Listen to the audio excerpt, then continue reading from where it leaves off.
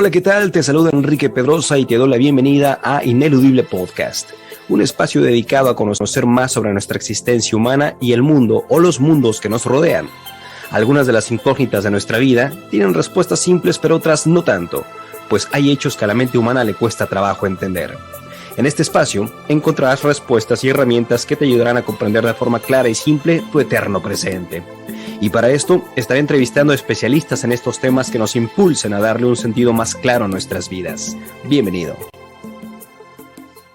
Hola, ¿qué tal, familia? Feliz llamado presente. Bienvenido seas a un nuevo episodio de Ineludible. Y siempre cada emisión, cada charla, cada entrevista que se tiene aquí en este espacio es con la fidelidad, ¿sabes? De que si antes tenías duda en algún aspecto de tu vida, no sabías cómo trabajar, no sabías algunas herramientas que pues por ahí están compartidas en el mundo y de repente entras aquí a Ineludible y empiezas a escuchar las entrevistas que están, particularmente esa también, y dices, ahora que estoy escuchando al invitado el día de hoy, pues me queda más claro esto que estaba yo generando como un posible conflicto o un desentendimiento, o me estaba desenchufando a mí mismo, y ahora que escucho a este maestro, esta maestra, pues me doy cuenta que es mucho más sencillo de lo que yo creía, y lo que tengo que hacer es como recablear neurológicamente, en conocerme emocionalmente, conocer qué es este cuerpo físico para empezar a hilar totalmente los cabos, y lo que llamaríamos en muchos otros episodios Ineludible, y por supuesto los que siguen clases y talleres aquí que imparto yo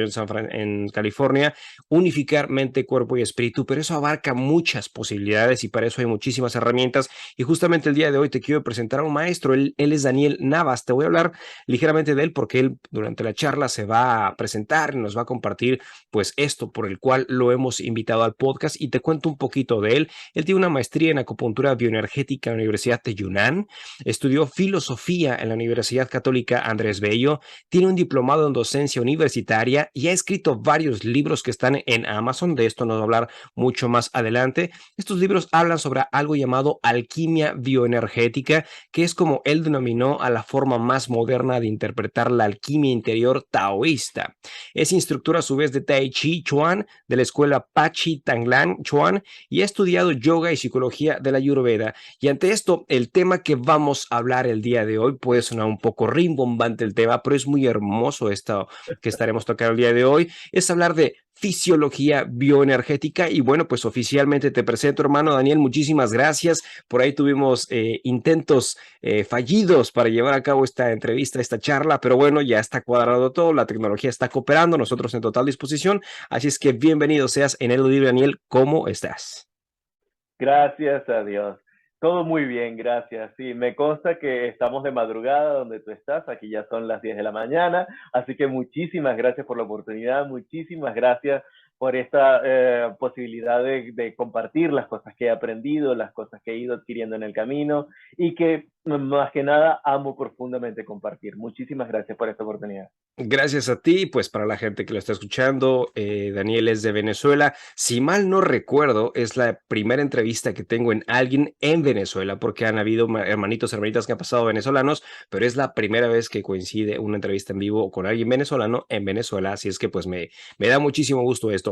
Daniel, quiero decirte Gracias. que, gracias a ti, quiero decirte que en cada entrevista Ineludible, antes de empezar a hablar de los temas centrales o los temas que invocan a la promoción, difusión de cada episodio, pues nos gusta conocer un poquito a la persona que está compartiendo, para que podamos saber pues qué ha pasado en su vida, ¿no? ¿Sabes? O sea, a lo largo de nuestras vidas, y me incluyo también yo ahí, hay ciertos momentos que nos marcan, hay ciertos momentos que nos hacen despertar, hay ciertos momentos que de repente nos sentimos totalmente ahogados, nos sentimos en completa oscuridad, no vemos salida, creemos que el mundo es bastante intenso y a veces pensamos hasta en locuras como un suicidio, ¿no? Y demás. Entonces, para nosotros aquí en Ineludible es bonito, importante y necesario pues saber qué es lo que pasa con la persona a lo largo de su vida, o cuáles son los momentos cumbres para poder identificar, y la gente que escuche diga, mira qué interesante, yo no me hubiera imaginado, y ahora que escucho que, por ejemplo, en este caso Daniel ha compartido algo, digo, me ha pasado lo mismo y me interesó saber cómo él fue que se desarrolló, salió de esto, y mira, ahora ya está dando clases y está compartiendo entrevistas y demás. Daniel, ¿te gustaría compartir algo, a lo mejor, que ha pasado en tu vida, un antes y un después, que te ha llevado a hacer lo que ahora haces? Sí, claro que sí. Toda búsqueda comienza con la angustia. porque toda búsqueda tiene que ver con la atención de algo que no funciona en la vida y que requiere una reparación, una solución o requiere un nudo que debe desatarse. Y mi vida ha estado llena de hitos en los cuales esa angustia ha permeado a todos los aspectos de lo que yo hago y traté en la medida de lo posible desde muy niño que todos estos muros con los que me conseguía se convirtieran en escaleras para yo poder tratar de entender qué era la angustia que estaba pasando constantemente. Te cuento que desde mi infancia, desde los 13, 14 años, estuve expuesto a varios tipos de lecturas que marcaron la orientación de las cosas que yo iba a imaginar o prefigurar posteriormente. Tres libros marcaron profundamente mi forma de pensamiento.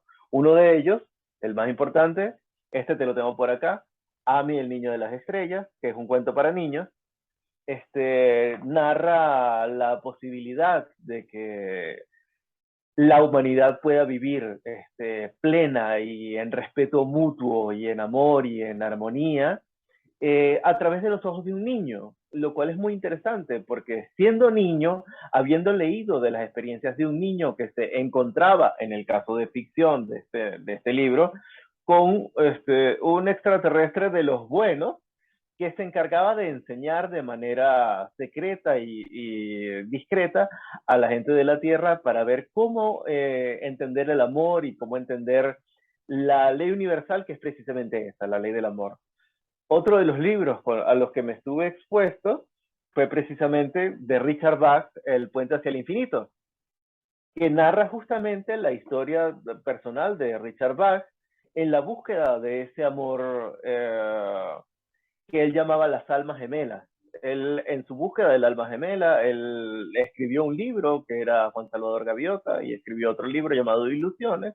Y en este libro él busca de una manera más personal y de una manera más autobiográfica narrar qué es lo que le ocurrió durante esa búsqueda y el encuentro que tuvo realmente. Y son libros realmente que marcaron un norte muy, muy fuerte en mi vida. Y finalmente, el último libro más importante fue la autobiografía de un yogi de Paramahansa Yogananda, que de verdad marcó para mí una historia tan, tan, tan fuerte que podía incluso repetir de memoria pasajes de su historia durante mucho tiempo. Lo leía y lo releía una y otra vez. Y estos tres libros marcaron dos nortes que yo no entendía cómo podía hacer para hacerlos compatibles. Uno, encontrar la trascendencia espiritual, es decir, hallar el autoencuentro. Y por otro lado, dos, el hallazgo del amor como, como una manera de hacer reposar el alma, no solamente desde el campo interno, sino en compaginación con una pareja que compartiera los mismos dones e intereses que uno fuera capaz de obtener. Es decir, cómo encontrar la trascendencia espiritual desde el proyecto de vida que nos corresponde actualmente, que es el de la vida en pareja, porque somos 7.000 millones de personas, no podemos simplemente encontrar 7.000 millones de cuevas para alcanzar la iluminación. Claro que no. Así que la única forma es encontrar el modo en que nosotros, entre todos, nos interrelacionemos unos con otros de una manera armoniosa y protegernos entre nosotros. Pero eso fue algo que entendí mucho después. Para ese momento, a los 14 años, para mí era una angustia total, porque yo todas las formas quería encontrar un modo de trascendencia espiritual que se compaginara con el hallazgo del amor verdadero. Algo en lo que siempre creí, que lo consideré a veces una idea producto de figuraciones infantiles que nunca perdieron vigencia en mí, y el no hallarlo nunca fue el motor precisamente que me llevó a encontrar varias cosas después. Por ejemplo, este libro me marcó tanto que yo llamé a Encinitas, al templo de Encinitas, para tratar de convertirme en Swami al mismo modo que lo hacían las personas que acudían a Paramahansa Yogananda. Sin embargo, el monje que me atendió me dijo, pero tú no deseas casarte. Y eso me sacudió fuertemente porque me hizo recordar a los 20 y pocos años que yo buscaba realmente una trascendencia que incluyera el compartir esa trascendencia con una pareja que se vinculara en amor y que se transformara en abundancia en todos los tipos, desde el respeto, desde la comunicación, desde la confianza, desde el compartir toda la alegría que consiste en ese encuentro que puede llamarse místico entre dos personas que no solamente se miran a los ojos, sino que miran los dos en la misma dirección. Entonces dije, bueno, vamos a intentarlo. Y bueno, hubo varios intentos que fueron fallidos, pero al final de uno de ellos, porque yo estuve casado, recordé ciertas meditaciones que había sido, de las que había sido partícipe, porque yo fui iniciado en Kriya Yoga en el año 2003, pero fui abandonando un poco la práctica. Ya una vez casado, yo me mudé a Argentina, me mudé a la ciudad de Rosario, una ciudad a la que agradezco mucho el haberme permitido sentirme independiente, adulto, lejos de mi madre patria. Me permitió encontrar el modo de hallar la gentileza conmigo mismo, de encontrar mis propias decisiones, encontrar mi independencia, encontrar la forma en la que yo podía gestionar mi propia vida. Y eso es lo que significaba para mí ser adulto en ese tiempo. Aparte estaba casado, lo cual era una experiencia maravillosa. Sin embargo, una que otra cosa hicieron que nuestra relación entrara en diferencias irreconciliables y me tuve que regresar a Venezuela. Sin embargo, justo antes de eso pasó otro hito en mi vida que marca la forma en la que yo agarro y digo, ya va, algo está pasando que no podemos obviar. Porque un buen día, un jueves, el jueves 20, creo que era 27 de marzo de 2014, yo digo, bueno, estoy solo en la casa, no tengo nada que hacer, vamos a agarrar y vamos a recordar las meditaciones que nos enseñaron en la práctica de Kriya Yoga, que fue en lo que me inicié entonces. Y resulta que empiezo a practicar una meditación acompañado de los mantras respectivos, del maestro propio de la tradición del Kriya Yoga, que es el Mahavatar Babaji. Tenía mi figurita de él frente a mí y empecé a entrar en una meditación que tenía que ver con la forma de respiración que me habían enseñado, pero decidí modificarla. Decidí hacerla más rápida, producir un tipo distinto de hiperventilación que me hizo experimentar cosas que jamás había experimentado en mi vida, que era una especie de calor y dicha y gozo internos en el corazón de una magnitud que no puedes tener idea. O sea, es lo más grande que me ha pasado en la vida. Es una experiencia que agradecí mucho en el momento y que me juré a mí mismo compartir de algún modo cuando pudiera entenderla. Y se transformó en no solamente una experiencia maravillosa, sino en una maldición también, en cierto modo, porque no encontraba respuesta en ningún lado sobre qué era lo que me estaba pasando. La experiencia duró 3 días, pero luego de eso empezaron a pasar cosas muy raras y se empezaron a forjar muchísimas casualidades que me llevaron precisamente a compaginar la idea de encontrar la trascendencia espiritual y el amor verdadero. Y entonces lo entendí porque lo tuve siempre frente a los ojos. Dije, pero es que siempre fue dicho, siempre estuvo ahí. La tradición oriental tenía las respuestas que Occidente estaba buscando. Nosotros, la manera en la que Occidente se ha manejado es a través de la culpa. El método de control social nuestro es a través de la culpa, porque se nos ha hecho sentir culpables por manifestar nuestra propia biología. Es decir, nuestra búsqueda interna o nuestra búsqueda externa de una pareja tiene mucho que ver con pulsiones internas que son biológicas nuestras. Pero el sentir esa pulsión interna, esa pulsión vital de la búsqueda de la pareja ideal, se nos ha cercenado y se nos ha hecho sentir como que es malo siempre pensar en eso y eso ha transformado nuestras vidas en un tormento, porque la pulsión vital sigue siempre, todo el tiempo, pero nosotros mismos nos reprimimos y de ese modo Occidente se ha transformado en un mercado en el cual todas esas represiones que nosotros nos hacemos se transforman en fuentes de ingresos para ciertos sistemas mercantiles que hacen que nosotros nos desahoguemos de esa búsqueda y olvidemos nuestra propia divinidad. y olvidemos la divinidad en el otro y en la otra persona que estamos buscando sin parar. Pero Oriente ha venido como a salvarnos un poquito y nos ha enseñado dos cosas que son, una, por ejemplo, el Kriya Yoga, que es la técnica para encontrar la trascendencia personal, y la alquimia interior, de la cual habla no solamente la India, sino China también, que nos ha permitido encontrar esa trascendencia no solamente de modo personal, sino en conjunto con el amor de pareja. Entonces dije, mira, pero es que estamos en el siglo XXI, no tenemos 7.000 millones de cuevas, pero podemos, como decía el Maestro Jesús, amarnos entre nosotros como nos amamos a nosotros mismos. Y no solamente amar a Dios. Entonces entendí que, vaya, pero es que el amor no es solamente el amor al todo, sino el amor expresado desde el hallazgo personal y que brota de nosotros hacia el otro.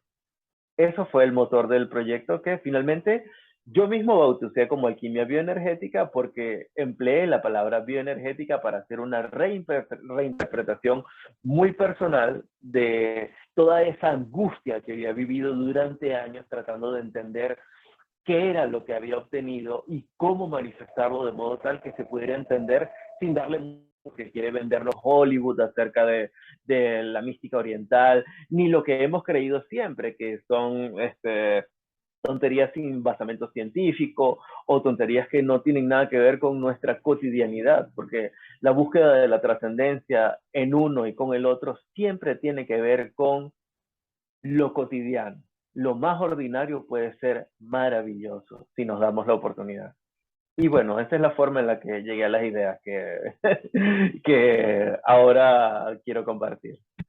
Un buen recorrido, Daniel, y es importante esto. De hecho, algo en lo que comparto también muchísimo contigo es que a lo largo de estos años también que tengo en el camino de la introspección, si hubiese la recomendación de un libro en particular, que es el que mi libro número uno que recomiendo, justamente es Autobiografía de un Yogi, para empezar a conocer la trascendencia, el recorrido, los reencuentros, los retos que vive Paramahansa Yogananda hasta llegar a su maestro y de ahí empieza su preparación.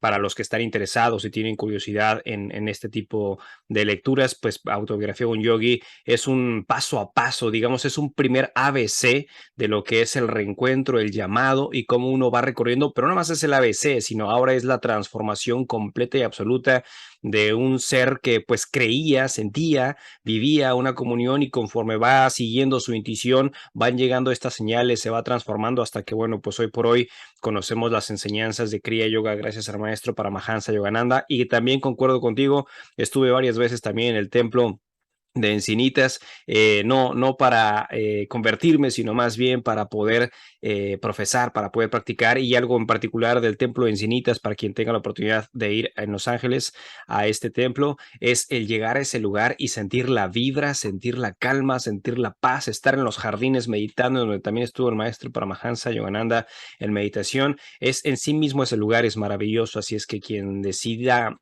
pues o tenga la curiosidad de ir a visitar estos lugares, pues totalmente recomendado. Hay un segundo libro para quien se enamore de las lecturas, la vida de Paramahansa Yogananda, que se llama El viaje hacia la iluminación, del mismo maestro Paramahansa Yogananda, que ahí ya habla completamente de lo que es el camino de la resolución, de la introspección, hasta llegar pues a una conclusión universal que, como bien lo has mencionado, concluye, funde y desemboca en ese océano universal del amor absoluto, el amor primero a uno mismo en ese reencuentro, como lo han profesado tantos otros profetas, como profetas también poetas como Rumi, Rabindranath Tagore y demás, el mismo Krishnamurti, que todos hablan precisamente de esta comunión con el gran océano universal, que es fundirnos en esta experiencia. Así es que, pues, concuerdo mucho contigo y me da gusto, y para la gente que esté escuchando esto, pues, obviamente, Autobiografía de un Yogi, sé que va a haber un antes y un después, y aunque lo hayas escuchado o leído hace algunos años, seguramente en el momento presente que vuelvas a leer, vas a encontrar otras respuestas, como en todos los libros. Así es que, mi hermano, muchísimas gracias por haber compartido esto. Tocabas el punto de lo que tú llamas ahora alquimia bioenergética, y el título del podcast del día de hoy se llama Fisiología bioenergética. Yo sé que son dos términos que necesita cada uno explicarse por separado para que la gente que sea digamos nueva en estos temas pueda identificarlos. Me gustaría, si es posible, que nos explicaras o definieras qué es fisiología bioenergética, desmenuzando ambas partes, cómo es que las fundes y cómo trabajas en esto. Perfecto. Voy a entrar en una terminología que tal vez pueda hacerse poco amable con la persona que la escuche por primera vez, así que ten la libertad de detenerme para reexplicar o reexponer o Así va a ser. reorientar lo que vaya a decir. Por favor, Sí. si llega algún punto en el que me pierdo en mis Te ensoñaciones, regresamos. sí, por favor, Ok, regrésame. listo. Bueno, en principio, fisiología es un término que podemos encontrar fácilmente y habla básicamente de los mecanismos y las funciones que mantienen vivos un organismo biológico, ¿sí? En contraposición a la patología, que es cómo ese organismo está funcionando de manera deficiente, o sea, es la enfermedad. La fisiología es la forma en la que un organismo puede trabajar de una manera sana y ordenada, todo el sistema biológico. Pero ahora, para entender cómo es la fisiología bioenergética, tenemos que hablar de dos cosas que son distintas. ¿Qué es un organismo vivo? Y qué es un organismo o qué es algo que no está vivo y cuál es la semejanza entre ambos. Para eso hay que irnos un poquito para atrás y para eso hay que hablar un poquito de fisiología. Si yo, por ejemplo, me voy a vestir y encuentro que me pongo un calcetín y después me pongo un zapato, yo sé que el calcetín es distinto del zapato, ¿cierto? Cierto. Yo sé que son dos cosas diferentes, pero ¿cómo sé que son dos cosas diferentes? Porque son cosas que tienen propiedades propias. Hay algo en el calcetín que me dice, ah, esto es un calcetín, no es una lavadora. Agarro el zapato y digo, ah, esto es un calcetín, no es un tenedor. Agarro el zapato y digo, esto es un zapato, no es un tenedor. Los entes son aquellas cosas, aquellos objetos que tienen las propiedades propias necesarias para que yo, viéndolos diferentes de mí, los pueda reconocer como lo que son. Entonces, mi vida transcurre en una continua interrelación con cosas que no soy yo, pero que aprendo a diferenciar porque tienen propiedades que le son intrínsecas, propias a los objetos. O sea, yo sé lo que es un libro, sé lo que es un celular, sé lo que es otra persona, otra conciencia, precisamente por eso, porque vivimos en un mundo de multiplicidad en el cual hay cosas en interrelación. Yo, por ejemplo, estoy frente al celular en este momento, estoy sobre una esterilla, un mat de yoga, estoy en mi cuarto en este momento y yo de ese modo puedo entender dónde estoy porque estoy en continua interrelación con las cosas. Ahora, ¿a qué voy después? Una cosa que no está viva es algo que recibe energía, pero no la transforma. Por ejemplo, si yo agarro y coloco una piedra en la ventana a mediodía y dejo que esa piedra se caliente, el sol va a llegar y va a llenar con la energía propia del sol la piedra, la va a calentar y la piedra a su vez va a emitir el calor que recibió del sol, ¿cierto? Cierto. Eso eso es un ente que no está vivo. ¿Por qué no está vivo? Porque no transforma la energía que está recibiendo. Sin embargo, los seres vivos, las plantas, los animales y en particular nosotros, los seres humanos, como parte de la naturaleza también, estamos, estamos vivos porque somos capaces de transformar la energía que recibimos. Cuando yo respiro, yo recibo un tipo de energía del cual podemos hablar después. Cuando yo como, pues recibo un tipo de energía del cual podemos hablar después también. Y yo hago una serie de transformaciones de tanto del oxígeno como de los alimentos que me permiten encontrar un modo de sostener mi sistema de una manera armónica y saludable. Es decir, mantengo mi fisiología trabajando en orden. Bioenergética es la palabra que se ha empleado desde hace unos años para referirse a la forma en la que la energía de la que siempre se habló en las tradiciones orientales, el chi, el prana, la kundalini, todos esos nombres que hemos escuchado una que otra vez, ¿de qué modo tienen un efecto que es mensurable, medible en el cuerpo humano? Hemos llegado a través de la bioenergética a decir que la bioenergética es la forma en la que podemos mostrar cómo esas energías trabajan en el cuerpo. Es decir, La capacidad que nosotros tenemos de realizar reacciones químicas son precisamente la energía que acumulamos y recibimos o que tenemos intrínsecamente por ser seres vivos, transformada en nuestro trabajo de biología corporal. Entonces, la fisiología bioenergética trata sobre el estudio de cómo la energía, el chi, la kundalini, el prana, tiene un efecto mensurable sobre nuestra salud. Y Básicamente esto, así lo podríamos. entendible perfectamente. Y esto que hablabas de los diferentes tipos de energía que vamos recibiendo, ¿a través de qué procesos, es decir, una vez recibido o recibida esta fuente de información energética, a través de qué procesos, si es que implica desde la parte práctica que tú llevas a cabo, se distribuye a lo largo del cuerpo hasta encontrar un equilibrio en nosotros? Hay varias formas desde las cuales podría responderte esa pregunta, todas igual de válidas porque todas pertenecen a la tradición oriental que trabaja justamente esta energía. Los practicantes de yoga y los practicantes de artes marciales son tan capaces como yo para decir el modo que les han enseñado que esto se trabaja. Básicamente, diciéndolo de la forma más sencilla, nosotros obtenemos energía de dos formas básicas, que son la respiración y la alimentación. De hecho, a la energía propia de la respiración se le ha llamado pranavayu desde la tradición yógica, desde la tradición, desde la medicina tradicional china, que es la que yo manejo, se le ha llamado la kunchi, creo, la energía de la respiración.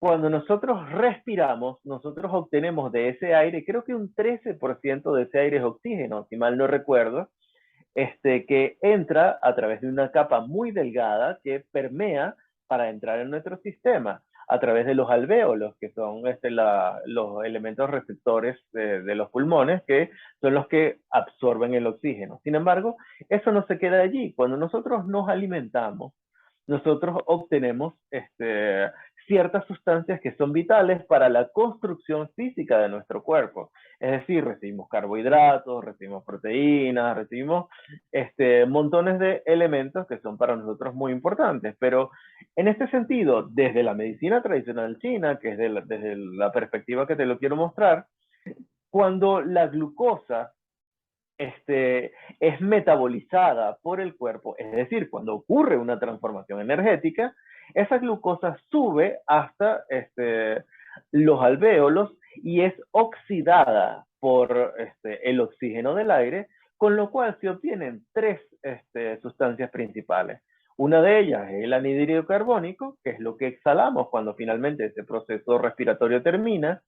El otro es vapor de agua, que lo podemos ver perfectamente si nos ponemos frente a un vidrio o un espejo y soplamos, y de hecho mucha del agua que nosotros obtenemos para nuestras funciones fisiológicas no solamente viene del agua que bebemos, sino también de la respiración.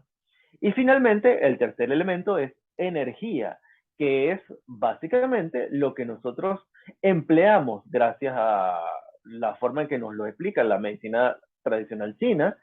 Esa energía permea y llega a cada una de nuestras células y permite la alimentación y nutrición celular.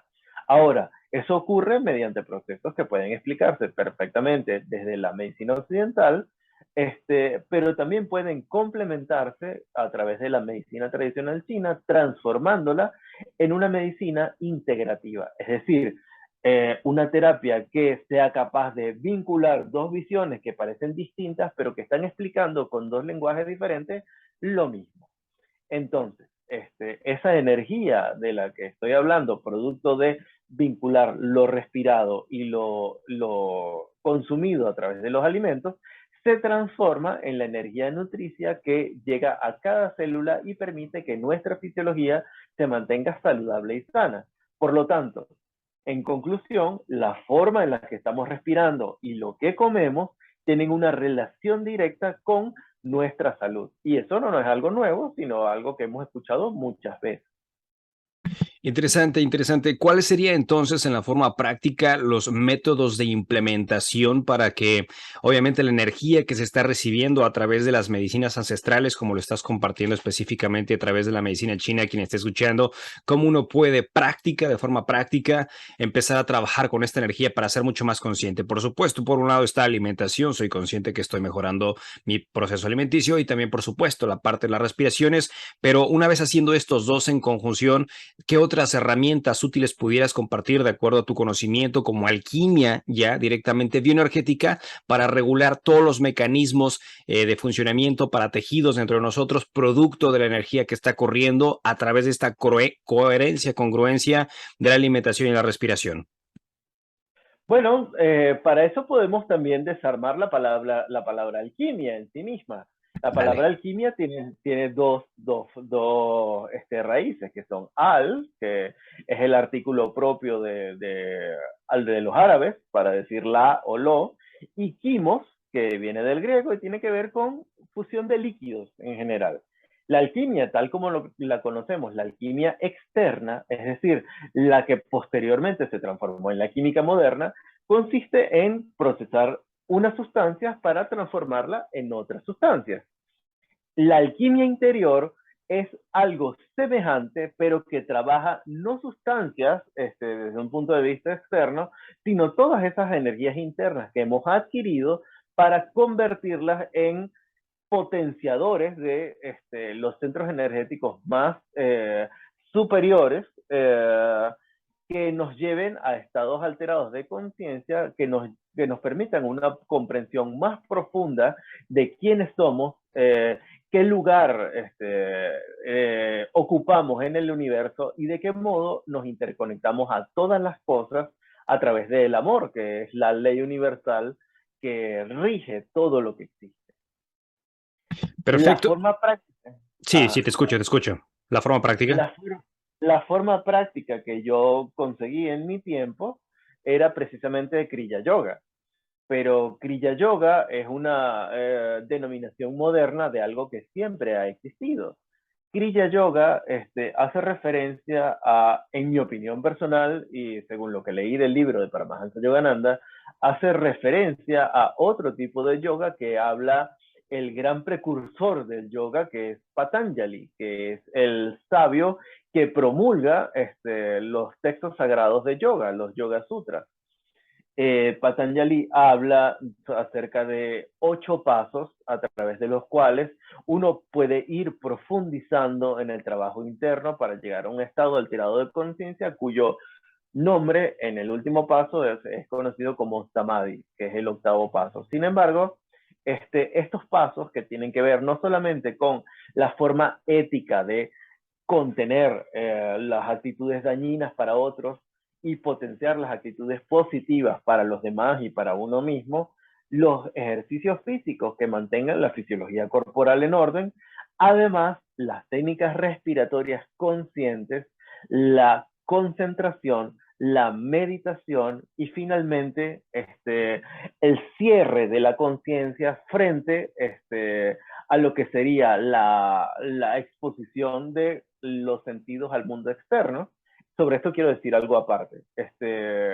Lo que nos impide a nosotros encontrar una visión hermosa acerca de la forma en la que amorosamente nos interconectamos con todo, es que hemos aprendido que la vida es amenazante, que la vida está llena de peligros, que la vida está llena de decepciones continuas y de ese modo hemos ido como perdiendo un poquito la esperanza y hemos ido entendiendo que los otros seres son definitivamente otros seres distintos a mí y que pueden constituir algo que básicamente es lo que nos dice la adrenalina, ¿no? De lo que son seres de los que tenemos que huir o con los que tenemos que luchar y nuestra vida se transforma, incluso en el siglo XXI, en lo mismo que ocurría para los cromañones hace infinita cantidad de años, que es la lucha constante por la sobrevivencia. Nosotros en el siglo XXI no merecemos eso. No merecemos vivir así porque hemos llegado a puntos de comprensión en el cual podemos integrar que todas las tradiciones filosóficas y religiosas del mundo hablan acerca de lo mismo. Nosotros merecemos entender que nuestra vida se corresponde de una interrelación amorosa entre todos los seres.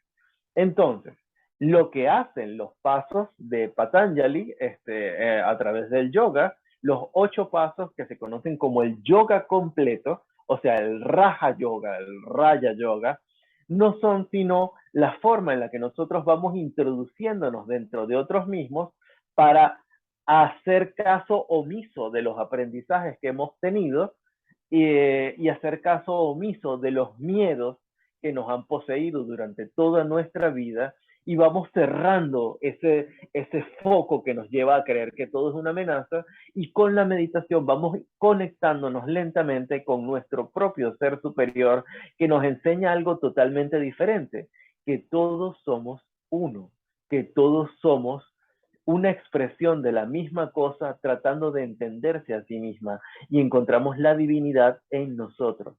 La meditación y las técnicas respiratorias no son sino eso, sino el encuentro, aislándonos brevemente del mundo, el autoencuentro que nos permite entender nuestra propia naturaleza divina. Entonces, el Kriya Yoga nos permite, en este caso, ese autoencuentro que nos bloquee de todos los miedos que hemos sentido y nos conecte con lo contrario, que es básicamente el amor.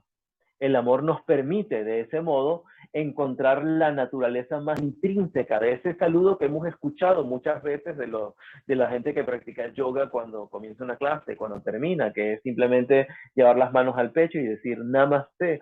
Namaste significa yo soy otro tú en esencia.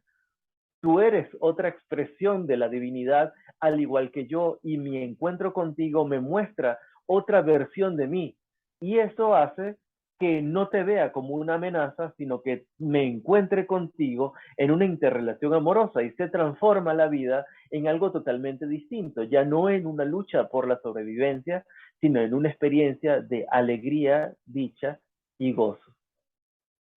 Qué hermoso. Oye, Daniel, tengo una pregunta. Dentro de los diferentes tipos de yoga que existen, ¿encuentras algo particular en Kriya Yoga o consideras que cualquier otra técnica yógica conduce al mismo sendero?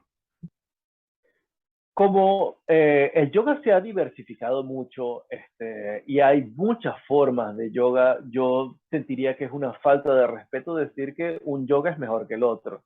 Me parecería terrible poder decir que, bueno, el tal tipo de yoga es mejor por tal cosa o tal tipo de yoga es mejor por tal cosa. Yo creo que todas las formas de expresión de una búsqueda espiritual son buenas para uno en tanto resuenen con uno y en tanto nos motive a perseguir en ellas algo que finalmente deja de perseguirse porque está dentro de nosotros. Todas las prácticas espirituales verdaderas nos permiten entender que la búsqueda no es una búsqueda, sino una expresión. Es decir, cuando yo busco el amor, cuando yo busco esa conexión con el todo a través de respiración y meditación, me doy cuenta en un momento que no es que tengo que buscarlo, es que tengo que expresarlo, tengo que dejarlo salir. Entonces, una práctica de yoga eficiente es aquella que incluye todas las formas de trabajo que Patanjali dice en sus 8 pasos de los Yoga Sutras, de los tratados de yoga.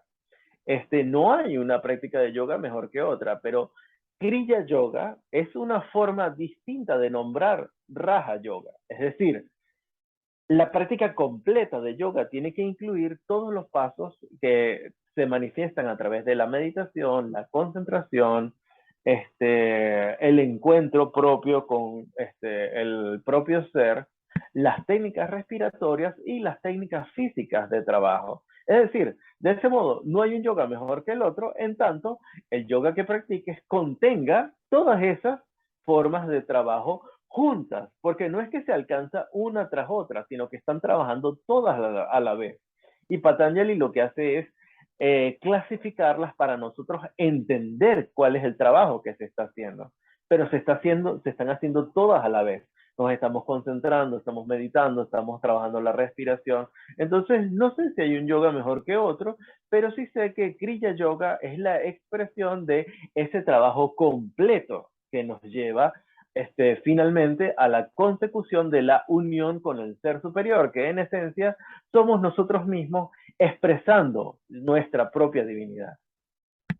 Déjame ver si voy entendiendo entonces lo que estás compartiendo. Si nosotros hablamos, habiendo ya tú explicado, por supuesto, lo que es alquimia energética, si nosotros ponemos en práctica a través del yoga, directamente de Kriya Yoga, estos mecanismos que se comparten a través de esta tecnología, vamos a empezar a regular nuestros procesos fisiológicos a través del movimiento energético que se va creando para empezar a crear un impacto a nivel mente, a nivel emoción, a nivel cuerpo físico, a nivel espiritual, y haya una revolución en la persona, en el practicante que conduzca esto. Quiero decirte o quiero preguntarte más bien si esto que estás hablando en términos generales tiene que ver en lo que expusiste en tu libro llamado El Camino del Espíritu, donde hablas precisamente como un relato biográfico y ensayístico de lo que ha sido el proceso de transformación en donde fundes diferentes culturas ancestrales como la védica, la anterior china, para poder crear esto que ya desde tu experiencia es alquimia energética. ¿Qué nos dices de tu libro El Camino del Espíritu? Muy bien, el camino del espíritu es una respuesta a una profunda angustia que sentí durante mucho tiempo, porque yo amaba y amo las prácticas ancestrales de la China y también amo profundamente las prácticas ancestrales de la India. Pero cuando practicaba una, sentía que le era infiel a la otra. Y cuando practicaba la otra, sentía que me faltaba la otra. Entonces decía, no puede ser que yo me sienta así, que me sienta tan roto e incompleto, porque no puede ser que sean dos lenguajes que no estén hablando lo mismo. El camino del espíritu trabaja de una forma más precisa el lenguaje que yo encontré como puente, como propuesta de puente entre ambas prácticas y entendí que hablan de lo mismo, pero que no solamente hablan de lo mismo, sino que se complementan mutuamente y desde mi perspectiva personal, eh, la alquimia taoísta no está completa sin la alquimia del Kriya Yoga y el Kriya Yoga no está completo sin la alquimia taoísta. Entendí a través de una experiencia profundamente personal, o sea, esto es una visión profundamente personal, que la trascendencia viene de vincular lo que conocimos como alquimia taoísta y lo que conocimos como alquimia interna yógica, que sería el Kriya Yoga. El Kriya Yoga es una forma de alquimia y la alquimia taoísta es una forma de alquimia. La alquimia bioenergética, que fue un nombre que le puse yo mismo, es la fusión de ambas visiones de un modo amable y gentil para poder explicar desde la medicina tradicional china qué es lo que ocurre durante la trascendencia yógica. Es decir, ambas se complementan porque me parecía que solas no estaban dándome los resultados que yo quería obtener. Así que el camino del espíritu y posteriormente, en el que profundizo un poco más eso, El yo y el espejo, es otro libro que escribí posteriormente, explican de una forma más precisa y también de forma biográfica, porque explican todas las experiencias terribles por las que tuve que pasar para poder llegar a la conclusión a la que llegué. Entonces, finalmente, las técnicas alquímicas de la medicina tradicional china nos hablan acerca de la existencia de una energía esencial propia nuestra, intrínseca en nosotros por ser seres vivos, por estar aquí en la Tierra, y la alquimia yógica nos habla acerca de cómo usar esa energía esencial para llevarla a centros energéticos superiores que nos permitan la trascendencia. Ambas dos funcionan perfectamente juntas, o eso comprendí, y entendí que lo que nosotros llamábamos el ascenso de la Kundalini no estaba completo, sino incluíamos los ingredientes propios de la alquimia taoísta. En realidad, el arco narrativo que habla sobre estas experiencias, no solamente la parte bonita, filosófica y ensayística, sino la parte de la lucha cruda y dura con los elementos de la vida que me llevaron a la angustia de tener que encontrar una respuesta que me satisficiera lo suficiente para poder decir, ah, Por fin estoy en paz, son 3 libros. El primero, Luna llena menguante, que lo presento más bien como una novela, o sea, transformo mis experiencias pasadas en algo narrativo y ese arco narrativo empieza a transformarse en una explicación más racional a través del camino del espíritu y cierra finalmente, hasta ahora, quién sabe si vendrá algo después, con El yo y el espejo. O sea, esos 3 libros marcan el arco narrativo de cómo ha sido la angustia de la búsqueda, el encuentro y la paz posterior al encuentro. De hecho, también veo que tienes, bueno, cabe informar que estos libros que está compartiendo Daniel, Luna llena, Menguante, El yo y el espejo, El camino del espíritu, y otro más que falta por mencionar, que es Bioenergética del Qigong, y uno más que tienes Poemas desde la noche, los encuentran si están interesados en Amazon. Ahí tiene todos estos libros para que pues la gente interesada pues pueda ver, porque seguramente sabes, o sea, esto que comentas de lo tortuoso que puede ser llegar a una resolución de lo oscuro que aparentemente puede ser el camino para encontrarte en una respuesta que ayude a resarcir aquellos posibles conflictos de la índole que sea, pues puede ser tortuoso y mucha gente cuando empieza el camino de introspección, de repente cuando se empieza a encontrar pues todos estos momentos, abandona fácil porque no es nada agradable empezar a ver pues esto que es el reflejo uno mismo en nuestras propias oscuridades hasta encontrarnos en esa plena luz. Esto que tú compartes a través de tus libros y que estás diciendo ahorita que ha sido un proceso autobiográfico y demás, creo que es importante también compartir y destacar que cuando uno llega a sus propias conclusiones, producto de la experiencia que ha recorrido, es llegar a una conclusión universal más allá de algo personal, porque al final también somos un reflejo de una otra forma con lo que pasa en la humanidad y somos, digamos, ese recipiente que está vertido entre un consciente o un inconsciente colectivo que le da luz a una forma de contemplar la existencia. Lo que quiero preguntarte ahora, Daniel, es fisiológicamente hablando, cuando estamos trabajando en prácticas ancestrales, digamos, de un Kriya Yoga, como bien lo has expuesto aquí en este podcast hasta ahorita, ¿qué pasa fisiológicamente en la persona a través de estas prácticas para empezar a generar un cambio de conciencia? Te lo pregunto porque, obviamente, acá que doy clases, conferencias y demás, pues usualmente muchas personas preguntan esto, o sea, ¿qué voy a lograr respirando? ¿Qué voy a lograr con asanas? ¿Cómo tú me dices que voy a cambiar mi estado de conciencia o que voy a ver las formas diferentes, la vida de forma diferente? Me gustaría saber si pudieras explicarnos fisiológicamente, aplicando estas técnicas, qué va pasando en el cuerpo para que exista un desarrollo de conciencia o una resolución ante algo que yo no veía ni por dónde iba a llegar. Vaya, ni siquiera los que han tomado terapia psicológica, de repente he llegado a estas conclusiones, decir, ya estoy en paz como ahora tú lo estás. ¿Qué pasa en nuestro cuerpo, Daniel, fisiológicamente hablando, para estos procesos bioenergéticos que conducen a un desarrollo de conciencia? Muy bien. Quería decir un par de cosas antes de entrar en la pregunta que me estás haciendo, dando un ejemplo justamente de los jardines de los que hablabas en Encinitas, en el templo de Encinitas, que hay una parte del jardín, yo nunca he estado, pero hay una parte del jardín que se conoce como el jardín de todas las religiones, creo. Así es. Este, Paramahansa Yogananda hablaba de que hay un lugar de encuentro entre todas las religiones, porque todas hablan de algo en común, ninguna es mayor que la otra en tanto hablen del amor como principio universal, y hay una estatua de Buda y una estatua de Kuan Yin, que son precisamente figuras de la India y una figura de China. Y del Entonces Maestro Jesús decimos, también. también, en efecto, entonces decimos, caramba, el propio Paramahansa Yogananda habla desde su propio jardín de un encuentro entre varias tradiciones, lo cual es un impulso para tratar de encontrar una respuesta. Por otro lado, el maestro del maestro de Paramahansa Yogananda, el eminente Lahiri Mahashaya, fue encomendado por la figura más importante del Kriya Yoga, que es el Mahavatar Babaji, para hallar dentro de su vida cotidiana una respuesta que pudiera compartir. Es decir, a él no se le permitió el trabajo del renunciante, convertirse en monje, sino que la Lahiri Mahashaya trabaja con su maestría desde su hogar, teniendo esposa, teniendo hijos, con lo cual es un dato importante entender que para nosotros no es necesario convertirnos en monjes para encontrar las respuestas que dentro de nuestras oscuridades nos merecemos.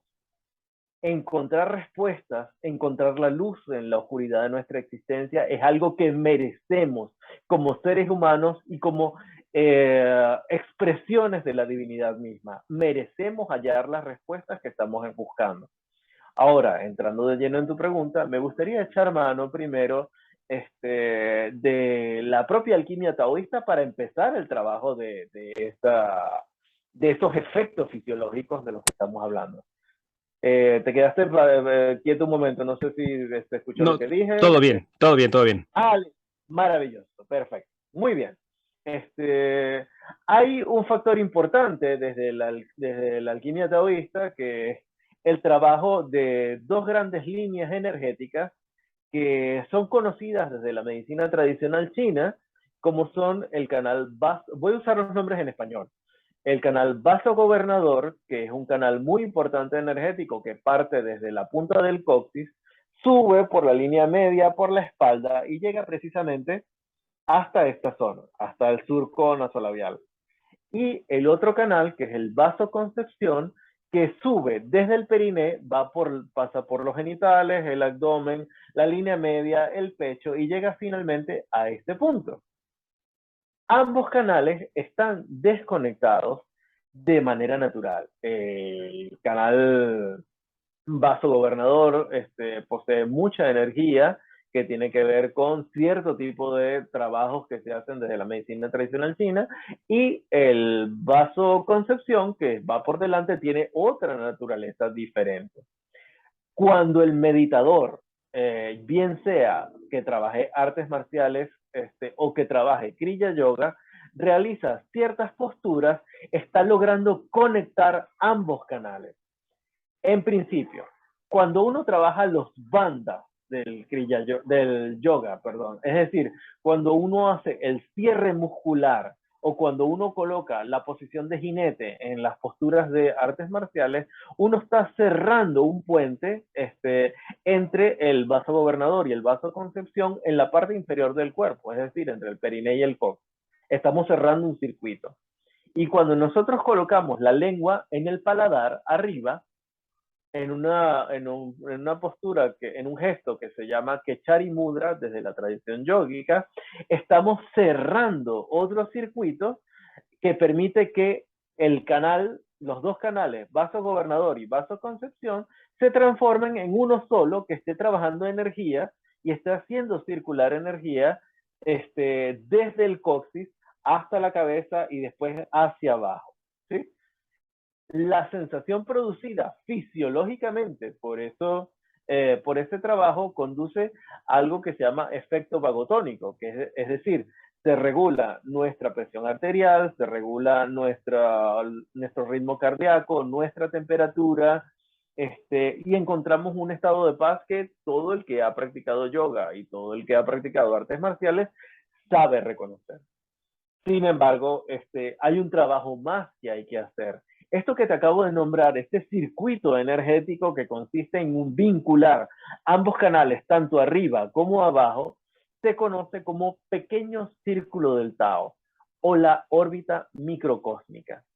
Lo que nosotros debemos lograr es que ese trabajo se invierta, es decir, que nuestro trabajo energético logre de algún modo que esa energía, en vez de circular de atrás hacia adelante, circule de adelante hacia atrás y recargue los centros energéticos de energía esencial que están vinculados con las glándulas suprarrenales. A eso se le conoce como el gran círculo del Tao o la órbita macrocósmica. Cuando nosotros en la carrera de medicina tradicional china nos enfrentamos a un contenido en particular que se llama la teoría Qi Shen, estamos encontrando la forma en la que la medicina tradicional explica los procesos a través de los cuales esa energía empieza a circular desde adelante hacia atrás. Para eso tendríamos que hablar del tipo de energía del cual estamos hablando. Llamémoslo energía esencial. La energía esencial está resguardada en las glándulas suprarrenales y tiene tres funciones principales. La primera es la sobrevivencia, la segunda es la reproducción y la tercera es el conocimiento. Las glándulas suprarrenales son una fuente de, el doctor Carlos Nogueira lo llamaba uranio energético, porque es una gran cantidad de energía que baja a través de un canal interno y energiza los riñones, que son los que permiten que el líquido intersticial, es decir, el líquido que rodea a cada célula se mantenga limpio, se mantenga en un estado alcalino, porque si no la vida es imposible de sostener. Entonces, el primer mandato, la sobrevivencia, ocurre cuando esa energía permea los riñones y permite que la vida sea posible.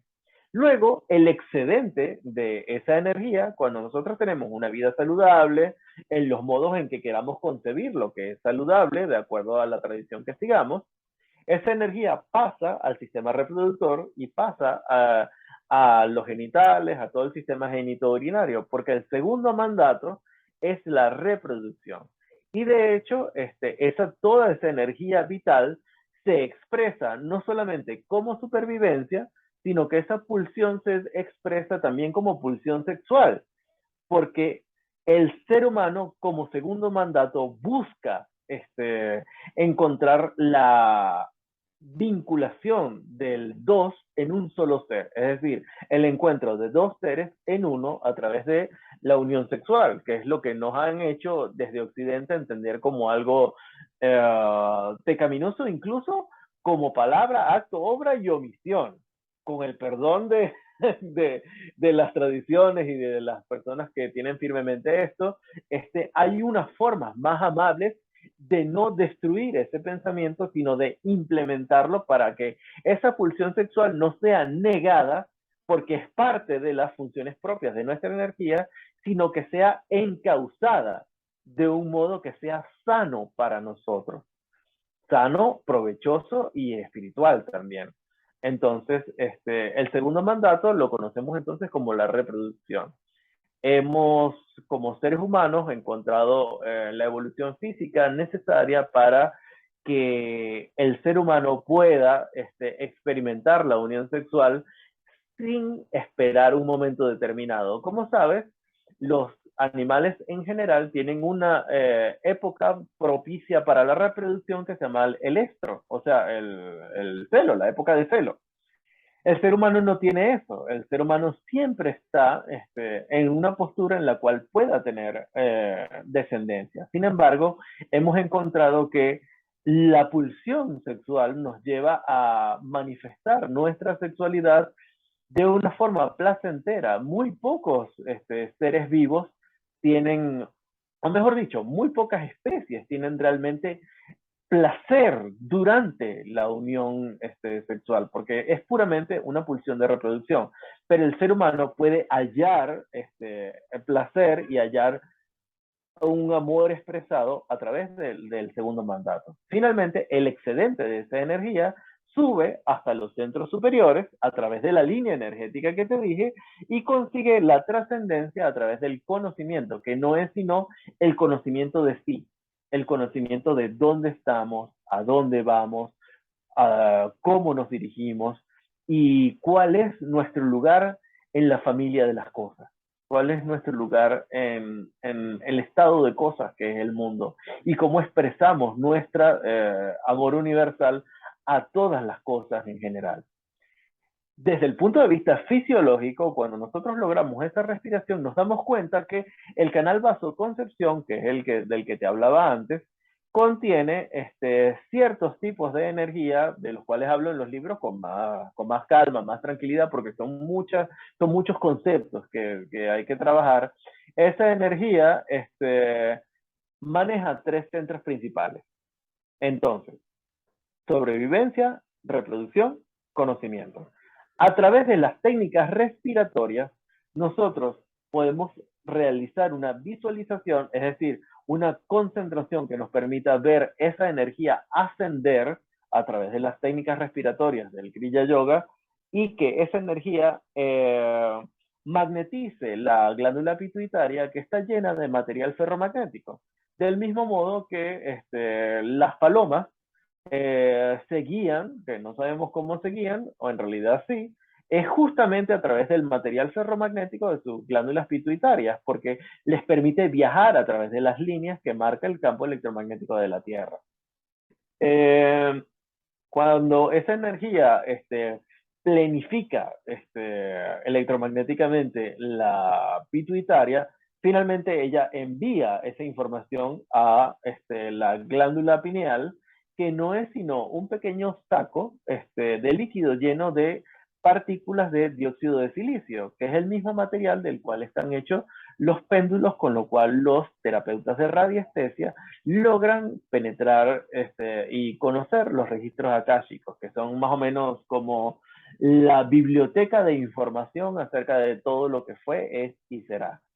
Cuando esa energía es amplificada por la pituitaria y llega hasta la pineal se carga de un modo que permite el acceso de energía universal, es decir, energía propia de, bueno, esto ya es entrando en otro tema más fuerte. Energía universal es energía que está presente de manera infinita y de manera constante alrededor de nosotros, que es la radiación de fondo que ocurre, que tiene lugar después del Big Bang, después del inicio de todas las cosas, queda un remanente de esa luz, ese estallido del primer momento del universo, queda un remanente energético que es la radiación de fondo, la radiación de microondas, que es a la que tiene acceso la pineal cuando está cargada electromagnéticamente. Ella se transforma en un imán que hace que se absorba esa energía de manera constante y ocurre que cuando sube esa energía y cargamos la pineal, inmediatamente esa energía empieza a bajar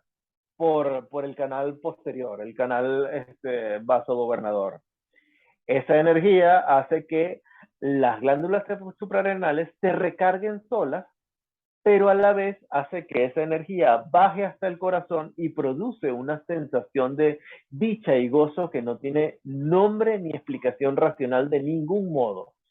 Se apagan en el cerebro todas las zonas que traducen nuestra presencia como un yo y nos permite observarnos como parte de un todo. Es decir, estamos en un estado alterado de conciencia en el que todo es uno a través de la conciencia, el gozo y la dicha.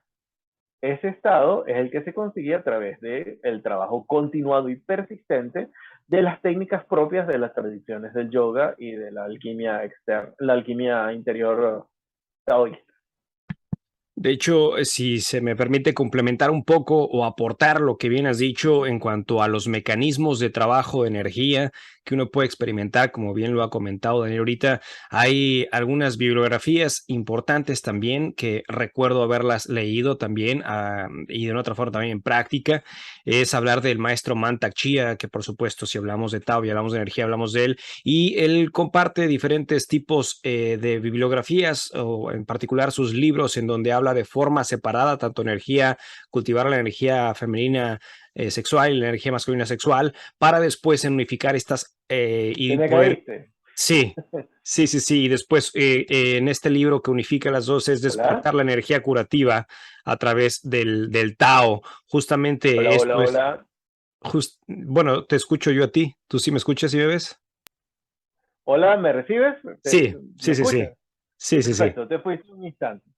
Ok, bueno, comentaba que para aportar un poco lo que es el comentario que tenía Daniel, hablaba de los libros que el maestro Mantak Chia había propuesto, que es cultivar la energía sexual femenina, cultivar la energía sexual masculina, son dos libros diferentes, y después trabajar en estos ciclos energéticos, como bien lo mencionaba Daniel, que es despertando la energía curativa a través del Tao del maestro Mantak Chia. ¿Estos temas tú los tocas o los abordas en alguno de tus libros? En todos ellos, de hecho, en todos ellos los toco. El maestro Mantak Chia habla justamente de la alquimia sexual como parte de la alquimia interior. Como bien te comentaba antes, la energía esencial o la energía propia nuestra tiene tres mandatos: sobrevivencia, reproducción y conocimiento. Pongamos esos tres mandatos como en una línea. Pongamos en un extremo la sobrevivencia, en otro extremo el conocimiento, y en medio de ellos pongamos la reproducción. A través de la alquimia sexual, a través del encuentro amoroso de la pareja, nosotros hacemos que se active y se manifieste de una forma muy fuerte el segundo mandato, que es la reproducción. Es decir, nosotros a través del segundo mandato, a través del encuentro sexual, estamos creando una especie de trampa, de un cebo, para que esa energía salga con mucha más fuerza, o sea, potenciando a través del encuentro sexual, que tiene que ser un encuentro de amor en el cual haya cierto trabajo espiritual y ciertas visualizaciones de las cuales se pueden hablar posteriormente. Nosotros forzamos a esta energía a salir, pero cuando sostenemos un trabajo espiritual que está vinculado con la propia sexualidad, esa energía no se queda en lo sexual, es decir, no se queda en el mero goce, sino que sale disparada directamente al conocimiento, por lo cual la alquimia sexual o el encuentro sexual sagrado es justamente lo que permite un proceso muchísimo más acelerado que el proceso de trabajo personal. Es decir, a través de la alquimia sexual encontramos un modo mucho más rápido, inclusive que el trabajo de respiratorio. Es decir, hay una preparación propia que hay que realizar a través de trabajos respiratorios, pero ese trabajo se acelera grandemente a través de la sexualidad sagrada. En efecto, en el camino del espíritu y muy especialmente también en el yo y en el espejo, trabajo sobre esos temas de una forma un poquito más profunda. Por otro lado, el maestro Mantak sí, en efecto habla de la alquimia sexual y también habla acerca de la órbita microcósmica y la órbita macrocósmica, con lo cual nos remitimos a lo mismo completamente. Hemos de decir que cuando nosotros hablamos de esa circulación energética, al estar en el encuentro sexual con la pareja, estamos agrandando ese circuito para permitir un trabajo mucho más completo, porque un trabajo de dos personas es mucho más acelerado que el de una sola persona. De hecho, la dicha y el gozo que se sienten en el pecho cuando se logra la consecución espiritual no es sino un placer y una dicha que hemos leído siempre en los textos sagrados como placer, dicha y gozo, pero nunca, creo yo, los hemos asociado al placer propio sentido durante la culminación de la actividad sexual. Es decir, el placer orgásmico, el momento en el cual el cerebro se apaga, en el momento en el que el dos, el yin y el yang, se convierten en uno solo, Shiva y Shakti se convierten en uno solo, lo femenino y lo masculino se convierten en uno solo, encontramos finalmente que ese uno, brevemente, es la experimentación de la dicha y gozo prometidas al ser humano por la divinidad, lo cual contradice muchas tradiciones que hemos estado manejando durante mucho tiempo. Nos damos cuenta de que el amor no solamente se expresa desde mi ser a todo lo que existe, sino que también se expresa y se manifiesta aceleradamente a través del encuentro de la pareja. Con lo cual, llego a la conclusión de lo que siempre estuve buscando desde que recordaba en mis búsquedas con la autobiografía de un yogi y todos los libros que te mostré, que era que sí es posible en nuestra época, en el siglo XXI, encontrar la trascendencia espiritual sin tener que renunciar a nuestra vida de pareja, ni renunciar a nuestra familia, ni renunciar a nuestro trabajo en la cotidianidad, porque vivimos en una sociedad que nos lleva a estar en continua interrelación. Sí, totalmente. Confablo mucho contigo. Hace algún tiempo hablaba yo y también dictaba aquí algunas conferencias al respecto de la importancia del trabajo de la energía sexual, no nada más primero en el reconocimiento de uno mismo, en nuestras dos corrientes energéticas, tanto femenina como masculina, integrarlas, balancearlas, pero también cuando empezamos a complementar a esta integración que ya hemos creado con nuestra pareja, con la pareja sexual con la que vamos a fundirnos y crear esta expansión absoluta que es el mismo trabajo, digamos, del creador mismo a través de cuerpos humanos, que es la magia, la experiencia, la transmutación y la integración de lo que es la energía sexual en ambos. Daniel, me gustaría saber si tienes algunos cursos, talleres en línea, algo que estés ofreciendo para la gente que esté interesada en todos estos temas con lo que hemos hablado, para que puedan pues profundizar para llegar contigo. Tengo, de hecho, un ciclo de talleres que ya he puesto en práctica, ya he dictado un par de talleres al respecto, en el que hablo con mucha más profundidad y con intercambio de preguntas y respuestas con los asistentes, pero han sido talleres presenciales. No cuento aún con talleres online, pero te tomo la palabra y creo que es una maravillosa idea el ofrecer talleres a través de los cuales, bajo esta misma experiencia, bajo esta misma mecánica de Zoom, por ejemplo, se puede acceder a esta orientación, a esta forma de pensar desde la igualdad de poder encontrar preguntas y respuestas inmediatas a todas las cosas que se ofrecen. No cuento ahorita con talleres online, pero es una idea maravillosa y te tomo la palabra. Así que próximamente vamos a contar con cursos, talleres, pero igualmente yo hablo mucho de estas cosas a través de mi cuenta de Instagram, que es ShenDaoBE, ShenDaoBE. Hablo mucho de estas cosas de manera constante, todos los días estoy publicando una cosa, tengo varios reels, varios videos que hablan al respecto, y bueno, a través de esa plataforma iré informando acerca de los talleres que próximamente se pueden estar manifestando. Perfecto, Daniel. Yo voy a poner aquí abajo en la descripción de este video, de este podcast, toda tu información para que la gente que quiera llegar contigo, pues te empiece a seguir en redes sociales y sobre todo también esté pendiente para cuando decidas ya compartir pues información o cursos en línea y así poder abarcar al mundo a quien se interese y eso sería formidable. Hermano, ya estamos próximos a cerrar este capítulo y ya hay una pregunta que le hago siempre a todos los participantes de Ineludible Podcast y ahora me toca hacértela a ti. ¿Cuál es la lección más importante de vida que has aprendido hasta el día de hoy y que quisieras compartirla al mundo? El amor es la respuesta a todas las preguntas que te puedas hacer. Perfecto, maravilloso. Daniel, algo con lo que desees cerrar este episodio. Sí, a todo aquel que escucha, a todo aquel que está pendiente de este podcast en este momento, recuerden que a pesar de cualquier oscuridad que estén atravesando, a pesar de cualquier dilema que estén atravesando, a pesar de cualquier miedo, tristeza, ira, ansiedad, preocupación que estén experimentando, siempre hay una respuesta más allá de cualquier cosa que puedan considerar negativa y siempre hay un lado luminoso detrás de cada prueba que nos pone el destino. No se den por vencidos, no se den por vencidos, no se den por vencidos. Primero, acepten las partes oscuras de sí mismos y reconozcan las partes luminosas y luego integren ambas cosas para crear algo totalmente nuevo. Creen su propia alquimia interna a través de la cual aceptando lo que consideren malo y transformándolo en algo que consideren positivo, se conviertan en mejores personas para sí mismos y para los demás. Y descubran que amándose a sí mismos son capaces de amar a los demás. Tal como dijo el Maestro Jesús, amen a Dios por sobre todas las cosas, pero sobre todo amen a los demás como a sí mismos, pero ámense, porque es la única forma de encontrar la salida a todos los dilemas que la vida nos plantea constantemente.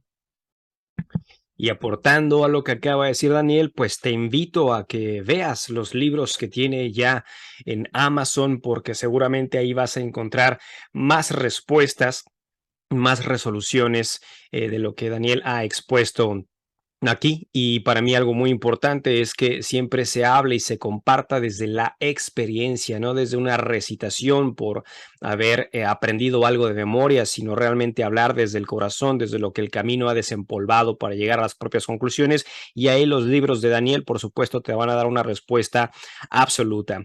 Sí, te invito a que lo contactes. Aquí abajo están sus redes sociales y por supuesto también a ti te quiero dar infinitas gracias, ofrecer infinitas gracias por haber estado con nosotros escuchando este podcast y pues nos estaremos viendo, leyendo, escuchando en los siguientes. Hasta luego. Muchas gracias, Daniel. Hasta luego. Muchas gracias por todo. Gracias por la invitación. Que estén muy bien todos los que escuchan. A ti también. Hasta luego. Hasta luego. Yo soy Enrique Pedrosa y hemos llegado al final de este episodio. Si te ha gustado este contenido, envíaselo a quien tú crees que se pueda interesar y te agradeceré si nos calificas con 5 estrellas en Spotify y Apple Podcasts para poder llegar a más personas. Etiquétanos en Instagram como @ineludiblepodcast para saber de dónde nos escuchas y a quién te gustaría que entrevistemos, y si quieres tener la experiencia visual de nuestro contenido, búscanos en YouTube.